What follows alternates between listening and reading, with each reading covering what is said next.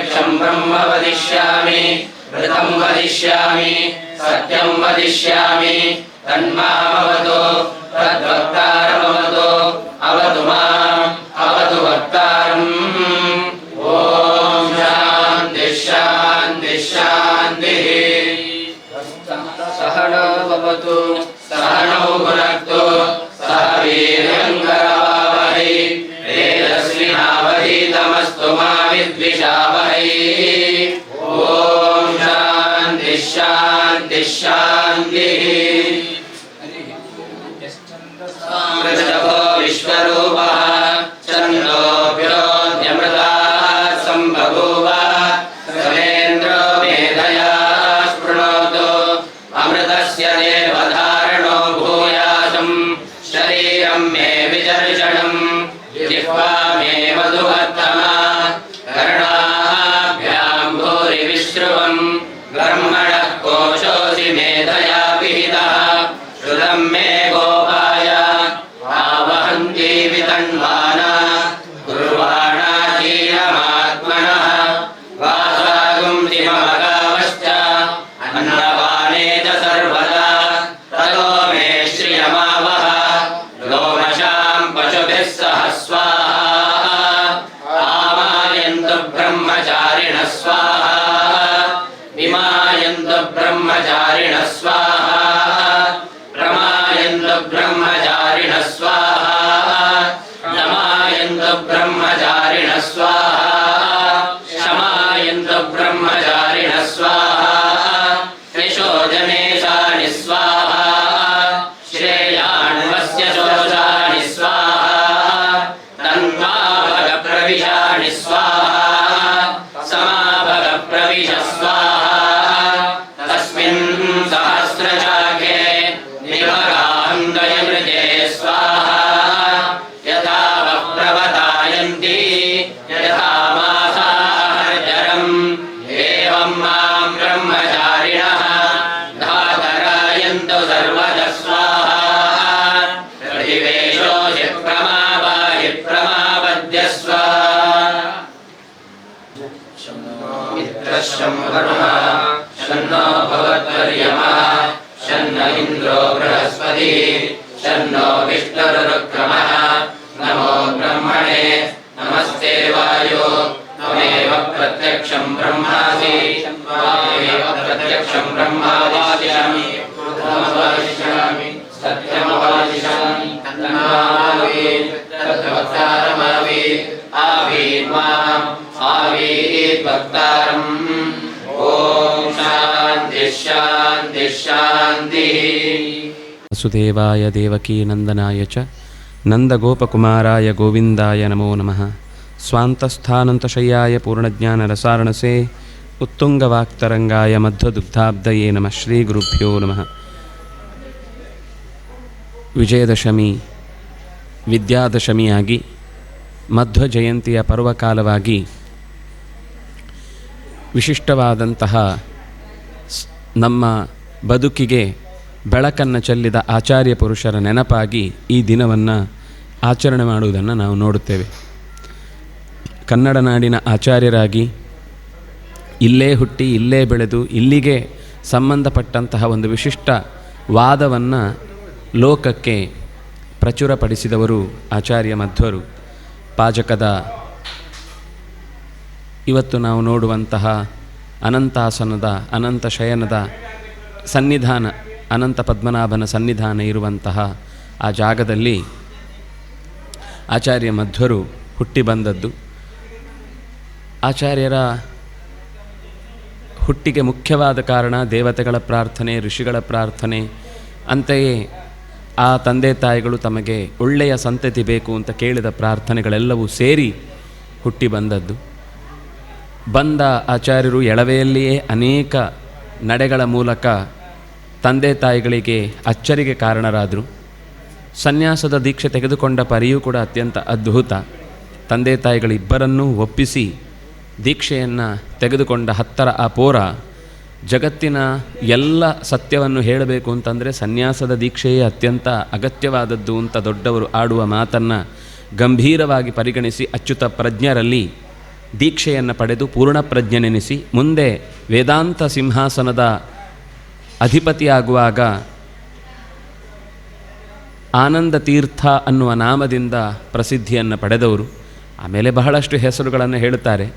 ಅನುಮಾನ ತೀರ್ಥ ಅಂತ ಆಮೇಲೆ ಅವರು ತರ್ಕದ ಶೈಲಿಯನ್ನು ಅದು ನೀವು ಏನು ಬೇಕಾದರೂ ಅದರಿಂದ ಸಿದ್ಧ ಮಾಡ್ಬೋದು ಅನ್ನುವ ದೃಷ್ಟಿಯಿಂದ ಅದರ ಕೆಟ್ಟ ಪ್ರಯೋಜನ ಅಥವಾ ಕೆಟ್ಟ ದಾರಿ ಅದು ಹೇಗಿರುತ್ತೆ ಅಂತನ್ನುವುದನ್ನು ತೋರಿಸಲಿಕ್ಕೋಸ್ಕರ ಅದನ್ನು ಪ್ರಯೋಗ ಮಾಡಿದ್ದಿದೆ. ಹಾಗಾಗಿ ಅದರ ಒಳಿತು ಇದೆ. ಅದು ಪ್ರತ್ಯಕ್ಷವನ್ನು ವೇದವನ್ನು ಅನುಸರಿಸಿ ಬಂದಾಗ ಮಾನವಾಗುತ್ತೆ, ಇಲ್ಲ ಅಂದರೆ ಅನುಮಾನ ಅಂತ ಕನ್ನಡದ್ದಾಗಿ ಉಳಿಯುತ್ತೆ. ಹಾಗೆ ಒಂದು ವಿಶಿಷ್ಟವಾದ ಪ್ರಯೋಗದ ಮೂಲಕ ಶಾಸ್ತ್ರವನ್ನು ಪರಿಚಯಿಸಿಕೊಟ್ಟವರು. ಅವರಿಗೆ 8 ಜನ ಕೃಷ್ಣನ ಪೂಜಕರಾಗಿ ಸಿಕ್ಕಿದಂತಹ ಶಿಷ್ಯರು.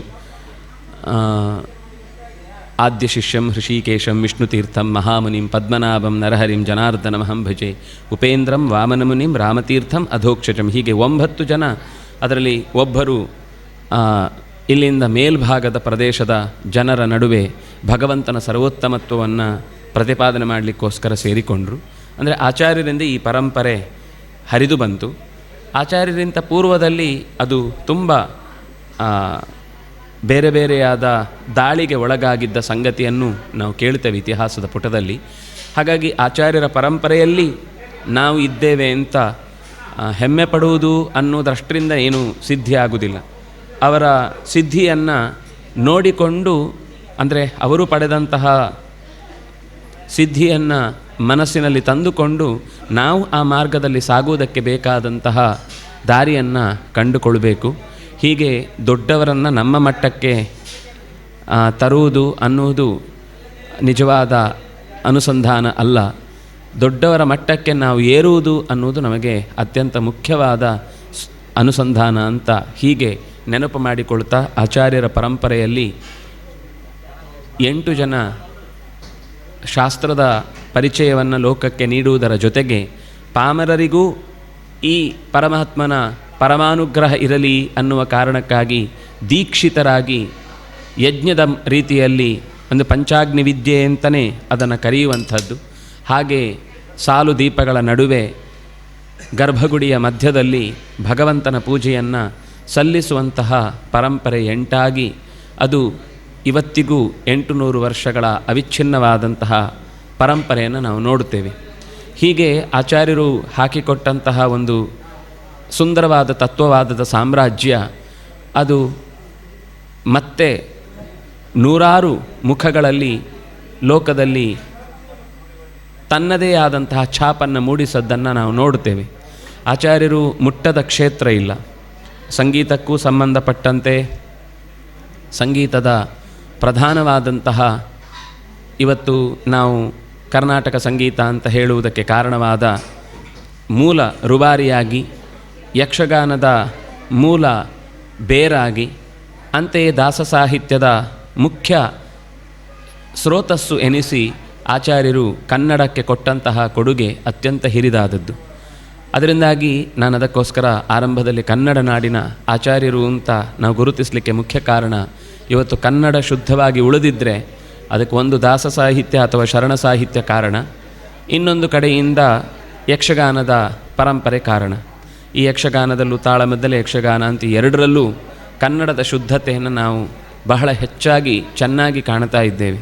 ಹಾಗಾಗಿ ಭಾಷೆಯ ಸೌಷ್ಠವವನ್ನು, ಅಂತೆಯೇ ಅದರಲ್ಲಿರುವ ತತ್ವವಾದದ ತತ್ವ ಪ್ರಮೇಯದ ಸಂಗ್ರಹವನ್ನು ನಮಗೆ ಸುಲಭ ಕೈಗನ್ನಡಿಯಂತೆ ಕಾಣುವುದಕ್ಕೆ ಕಾರಣವಾದದ್ದು ಆಚಾರ್ಯ ಮಧ್ವರ ಈ ಸಂಗೀತದ ಬೇರಾಗಿ ಯಕ್ಷಗಾನದ ಹರವಾಗಿ ನಿಂತದ್ದೇ ಕಾರಣ. ಅವರ ಶಿಷ್ಯರೆನಿಸಿ ನರಹರಿ ತೀರ್ಥರು, ಆನಂತರ ಅದು ಅನೇಕ ಜನ ಶ್ರೀಪಾದರಾಜರು, ವ್ಯಾಸರಾಜರು, ಬಳಿಕ ಪುರಂದರದಾಸರು, ಕನಕದಾಸರು, ವಿಜಯದಾಸರು, ವಾದಿರಾಜರು, ಹೀಗೆ ಹಲವು ಬಗೆಯ ಸನ್ಯಾಸಿ ಪರಂಪರೆಯಿಂದ ಮುಂದೆ ಗೃಹಸ್ಥರ ಮೂಲಕ ಭಗವಂತನ ತತ್ವಜ್ಞಾನದ ಕುರಿತಾದ ಹಾಡುಗಬ್ಬಗಳು ನಮ್ಮ ಮುಂದೆ ತೆರೆದು ಅದು ಸಂಗೀತದ ದಾರಿಯೂ ಆಯಿತು, ಶಾಸ್ತ್ರದ ದಾರಿಯೂ ಆಯಿತು. ಸಂಗೀತ ಶಾಸ್ತ್ರದ ದಾರಿಯಿಂದಾಗ ಇನ್ನಷ್ಟು ಹೆಚ್ಚು ಆಚಾರ್ಯರ ನೆನಪನ್ನು ನಾವು ಮಾಡಿಕೊಳ್ಳಲೇಬೇಕಾದದ್ದು ಅಗತ್ಯ. ಹೀಗೆ ವಿಜ್ಞಾನದ ಕ್ಷೇತ್ರಕ್ಕೆ ಅವರು ಕೊಟ್ಟ ಕೊಡುಗೆ ಅತ್ಯಂತ ದೊಡ್ಡದು. ಇವತ್ತೂ ಕೂಡ ವಿಜ್ಞಾನದಲ್ಲಿ ನಾವು ಕಂಡುಕೊಳ್ಳಲಾಗದ ಅನೇಕ ಸಂಗತಿಗಳನ್ನು ಸರಳವಾದಂತಹ ಲೋಕದ ದೃಷ್ಟಾಂತಗಳೊಂದಿಗೆ ಅದನ್ನು ಅರ್ಥೈಸಿಕೊಳ್ಳುವುದಕ್ಕೆ ಬೇಕಾದ ವಿವರಣೆಯನ್ನು ಕೊಟ್ಟದ್ದು ಆಚಾರ್ಯರ ಹೆಗ್ಗಳಿಕೆ.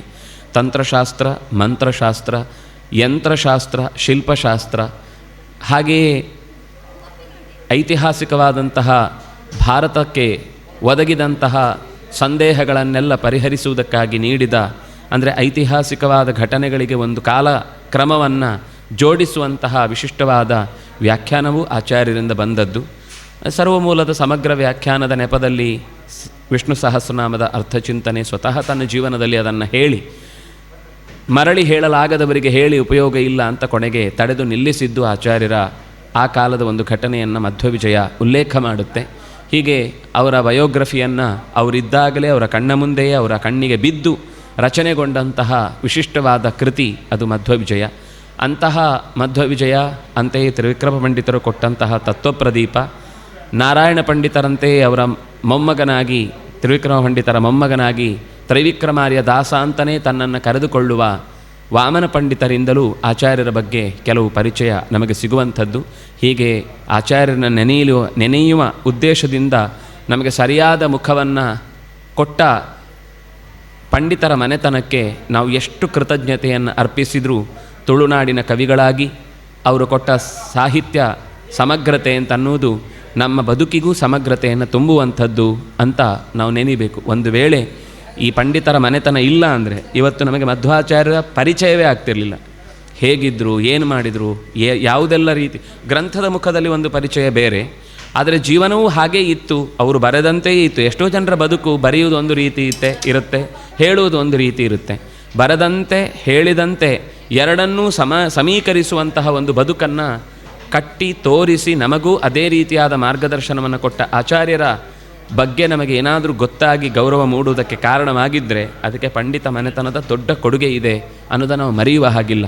ಅಂತಹ ಅಪರೂಪದ ಸಾಹಿತ್ಯದ ಎರಡು ಪ್ರಧಾನವಾದ ಕಾವ್ಯಗಳು, ಒಂದು ಮಧ್ವವಿಜಯ, ಅದು ಬಯೋಗ್ರಫಿಯೂ ಆಗಿ, ಎರಡನೇದ್ದು ಸಂಗ್ರಹ ರಾಮಾಯಣ, ಸಮಗ್ರ ರಾಮಾಯಣದ ಸಾರಭೂತವಾದ ಸಂಗತಿಯನ್ನು ನಾರಾಯಣ ಪಂಡಿತರು ಕೊಟ್ಟು ಆಚಾರ್ಯರ ಸೇವೆಯನ್ನು ಚೆನ್ನಾಗಿ ನಡೆಸಿದವರು. ಆಚಾರ್ಯರ ಸೇವೆ ಅಂತ ಮಾಡುವ ದೃಷ್ಟಿಯಿಂದ ತ್ರಿವಿಕ್ರಮ ಪಂಡಿತರು ಬ್ರಹ್ಮಸೂತ್ರ ಭಾಷ್ಯಕ್ಕೆ ತತ್ವಪ್ರದೀಪಿಕಾ ಅನ್ನುವ ಕೃತಿಯನ್ನು ಕೊಟ್ಟು ಆಚಾರ್ಯರಿಂದ ಆದಿಷ್ಟನಾಗಿ ಮಾಡಿದ್ದು ಅಂತ ಅವರು ಹೇಳಿಕೊಳ್ಳುವಾಗ ಅವರಿಗಿರುವ ಆ ಕಳಕಳಿ ಗುರುಪ್ರೀತಿ ಅನ್ನೋದು ಅನ್ಯಾದೃಶವಾದದ್ದು. ಬೇರೆ ಯಾರಲ್ಲೂ ಕಾಣದೇ ಇರುವಷ್ಟು ಆಚಾರ್ಯರ ಮೇಲಿನ ಭಕ್ತಿ ಈ ಪಂಡಿತ ಮನೆತನದ ಪದ್ಯಗಳಲ್ಲಿ ನಾವು ನೋಡಲಿಕ್ಕೆ ಸಿಗುವಂಥದ್ದು. ಹಾಗಾಗಿ ವೇದಗಳು ಹೇಳಿದಂತೆ, ಉಪನಿಷತ್ತುಗಳು ಪುರಾಣಗಳು ಸೂಚಿಸಿದಂತೆ ಪ್ರಾಣನ ಮಹಿಮೆಯನ್ನು ಸಂಗ್ರಹಿಸಿದ ವಾಯುಸ್ತುತಿಯಂತೂ ಅತ್ಯಂತ ಹೆಚ್ಚಿನ ರೀತಿಯಲ್ಲಿ ಉಪಾಸನೆಯ ಮಟ್ಟವನ್ನು ಎತ್ತರಕ್ಕೆ ಏರಿಸುವಂತೆ ನಮಗೆ ದಾರಿಯನ್ನು ಹಾಕಿಕೊಟ್ಟಿದೆ.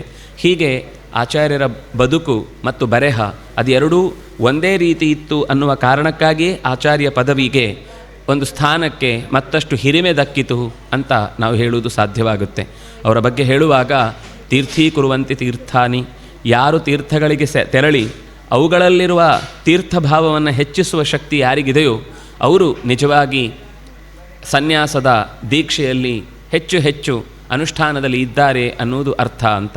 ಹೀಗೆ ಅವರ ಶಿಷ್ಯರ ಸಮೂಹ, ಅಂತೆಯೇ ಜನಸ್ತೋಮ ಎಲ್ಲ ಕಾಲದಲ್ಲೂ ಆಯಾ ಸಂದರ್ಭಕ್ಕೆ ಒದಗಿದಂತಹ ಸಮಸ್ಯೆಗಳನ್ನು ಶರಣಯಾತಂ ಜನಾನಾಂ ನಗುತ್ತಲೇ ಅವರು ಮಾತಾಡುವ ಮುನ್ನವೇ ಅವರ ಸಮಸ್ಯೆಯನ್ನು ಪರಿಹರಿಸಿದ ಹೆಗ್ಗಳಿಕೆಯನ್ನು ಅವರ ಬಗ್ಗೆ ತ್ರಿವಿಕ್ರಮ ಪಂಡಿತರು ಭುಜಗ ಭೋಗಾಭ ಮುದ್ಯಮ್ಯ ಹೃದಯಂ ನಿಜಭುಜಂ ದಕ್ಷಿಣಂ ಲಕ್ಷಣಾಢ್ಯಂ ಲಲಿತ ಮುದ್ರಿಕ್ತ ವಿಜ್ಞಾನ ಮುದ್ರಂ ಭಜ ಭಜ ಅನಂತಮಿತ್ಯಾಲಪಂತಂ ಪ್ರಣತವಾನ್ ಪ್ರಾಣಿನಾಂ ಪ್ರಾಣಭೂತಂ ಪ್ರಣತಿಭಿ ಪ್ರೀಣಯೇ ಪೂರ್ಣಬೋಧಂ ಅನ್ನುವ ಪದ್ಯದಲ್ಲಿ ತ್ರಿವಿಕ್ರಮ ಪಂಡಿತರು ತಿಳಿಸುವಂತೆ ಆ ಉರುಟಾದ ಹೆಬ್ಬಾವಿನ ಶರೀರದಂತಿರುವ ತೋಳು ಅದು ಎತ್ತಿ ನಿಂತಿರುವಂಥದ್ದು, ಜ್ಞಾನ ಮುದ್ರೆಯನ್ನು ಹಿಡಿದು ನಮಗೆಲ್ಲರಿಗೂ ಕೂಡ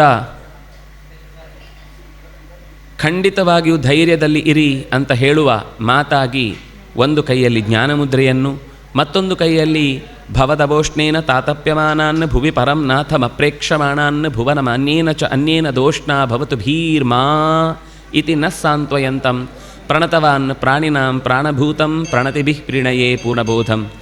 ನಮಸ್ಕರಿಸಿದ ಯಾವೆಲ್ಲ ಭಕ್ತರಿದ್ದಾರೋ ಅವರ ಪ್ರಾಣವನ್ನು ಉನ್ನತಿಗೆ ಏರಿಸುವಂತಹ ಭಗವಂತನಿಗೆ ಕೇವಲ ನತಿತತಿಗಳನ್ನು ಅರ್ಪಿಸಬಲ್ಲೆವಷ್ಟೇ ನಾವು ಅಂತ ಹೇಳ್ತಾ, ಭವದ ತಾಪದಿಂದ ಔಷ್ಣ್ಯದಿಂದ ತಾಳಲಾರದ ಕಷ್ಟದಲ್ಲಿ ಇರುವವರಿಗೆ ಇನ್ಯಾರೂ ರಕ್ಷಕರು ನಮಗಿಲ್ಲ ಅನ್ನುವ ಅನಾಥ ಪ್ರಜ್ಞೆ ಕಾಡುವ ಹೊತ್ತಿಗೆ ಅಭಯವನ್ನು ಎಡಗೈಯಲ್ಲಿ ಹಿಡಿದು, ಹೆದರದಿರಿ, ನಿಮಗೆ ಭಗವಂತನನ್ನು ಆರಾಧಿಸುವುದಕ್ಕೆ ಬೇಕಾದಂತಹ ಮನಸ್ಸು ಮೂಡಿದರೆ ನಿಮ್ಮ ಜೀವನದಲ್ಲಿ ನೀವು ಗೆದ್ದಂತೆ ಅನ್ನುವ ಭರವಸೆಯನ್ನು ತುಂಬುವ ಅಭಯ ಹಸ್ತ ಒಂದರಲ್ಲಿ.